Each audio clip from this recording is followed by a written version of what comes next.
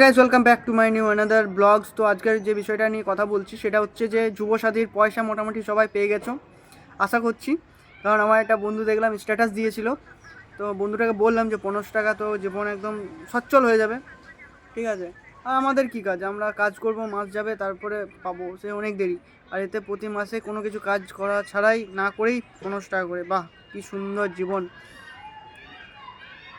15 টাকা দিচ্ছে যুবসাথী, আমরা পাবো না গো, খুব কষ্ট হচ্ছে মনে। কাজ যদি ফর্ম ফিল আপ করতাম, সব কিছুই করতাম, কিন্তু একটা মিস্টেক হয়েছিল মেবি, সেই কারণের জন্যে পাওয়াটা সম্ভব নয়। না, 15 টাকা নিয়ে এমন কি আর হবে, বিড়ি গুটকা ছাড়া তো আর কিছু হবে না 15 টাকায়। তাই আমার ওটার প্রতি ইন্টারেস্ট নেই এত, যেটুকু পাই ওইটুকু বিন্দাস কেটে যায় আমার, সব কিছু স্মুথলিভাবে চলছে।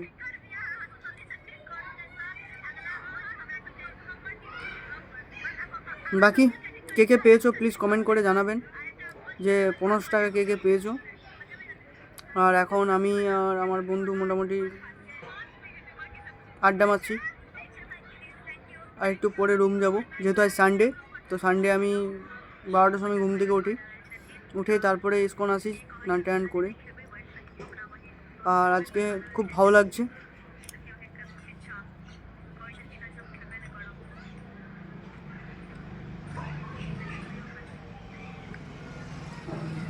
খুব সুন্দর লাগছে।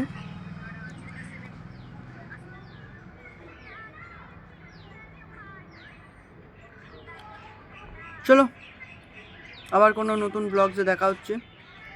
তো ভালো থাকবেন, সুস্থ থাকবেন, রাধে রাধে।